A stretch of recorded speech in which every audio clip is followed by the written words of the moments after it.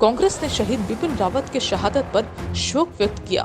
साथ ही अपने कार्यालय में पुष्प अर्पित कर सारे कार्यकर्ताओं ने श्रद्धांजलि अर्पित की।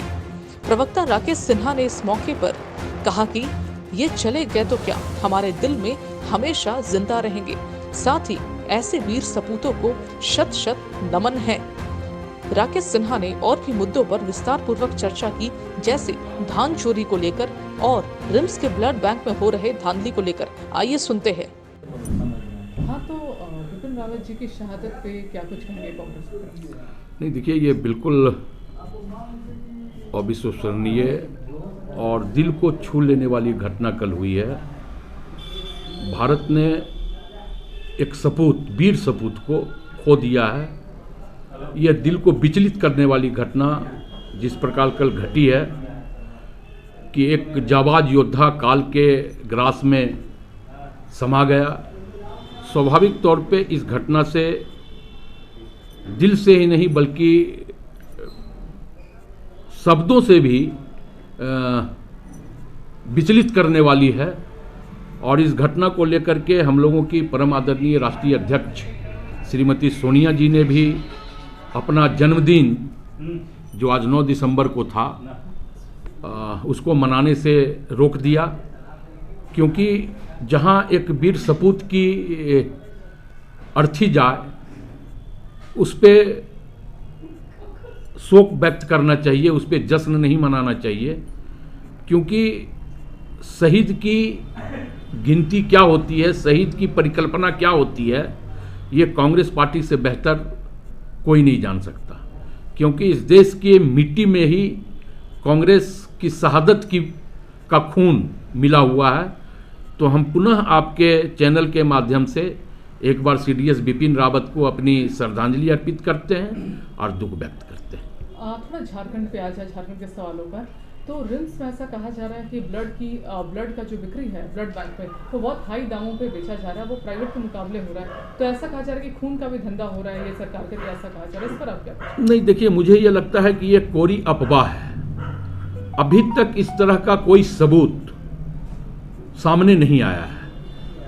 स्वाभाविक तौर पे एक जन कल्याणकारी सरकार के तहत लोक कल्याणकारी काम जो महागठबंधन की सरकार कर रही है, तो विपक्ष इससे विचलित है, विपक्ष में इससे छटपटाहट है। तो वो विचलित और छटपटाहट दोनों जो है वो गलत प्रोपगंडा करने में भाजपा के लोग माहिर हैं। तो स्वाभाविक तौर पे हमें लगता है ये भी एक प्रोपगंडा है। अभी तक ऐसे कोई केस सामने नहीं आया है जिससे ये प्रूफ हो कि रिम्स में ब्लड की बिक्री हो रही है या ऊंचे दामों पर ब्लड बेचे जा रहे हैं। सरना कोड वाले धरना देकर रखे, कह रहे हर सरकार आती है, राजनीति करती है, इसको लागू क्यों नहीं किया जा रहा? ये चुनावी मुद्दा बना लेती है। नहीं, हमारी सरकार ने तो इस पर कोई राजनीति नहीं की, बल्कि हमने जो चुनावों में वादे किए थे, तो हमारी महागठबंधन की सरकार बनते के साथ हमने विधानसभा के पटल पर सरना धर्म कोड का प्रस्ताव लाया और एक स्वर से महागठबंधन सरकार ने इसे पारित करने का काम किया है। लेकिन जो आज तक यह कहते आ रहे हैं भारतीय जनता पार्टी की हम आदिवासियों की आवाज हैं, तो स्वाभाविक तौर पे आप देखें कि भाजपा के लोग आदिवासियों की आवाज को शुरू से दबाते चले आ रहे हैं। चाहे वो सरना धर्म कोड का मामला हो या सीएनटी एसपीटी एक्ट का मामला हो, हमेशा आदिवासियों के रक्षार्थ जो भी नियम बने हैं या जो भी नियमावली तैयार हुई है, उस नियमावली के साथ भाजपा के लोग हमेशा छेड़छाड़ करते रहे।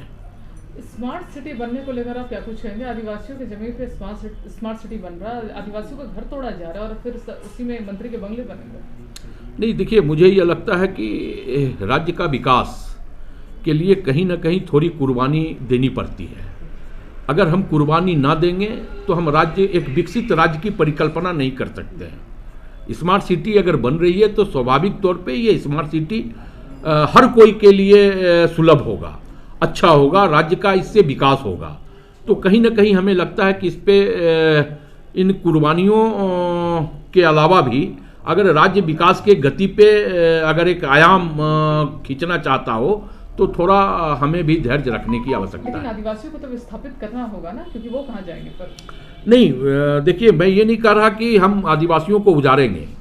बल्कि अगर वो वहाँ से उजरेंगे तो स्वाभाविक तौर पे हम एक लोक कल्याणकारी जन कल्याणकारी सरकार चला रहे हैं, तो हम उनका अल्टरनेट व्यवस्था हमारी सरकार जरूर करेगी। जी। और सुनने में आ रहा है झारखंड से धान की चोरी हो गई। नहीं, ये देखिए, ये मामला हम लोगों के भी संज्ञान में आया है। स्वाभाविक तौर पे ये एक बहुत ही संजीदा मामला है और सरकार इस पे गंभीर है, इसकी जांच होगी। ऐसे ही तमाम खबरों के लिए आप देखते रहिए द नेटवर्क, जनता के लिए जनता के साथ।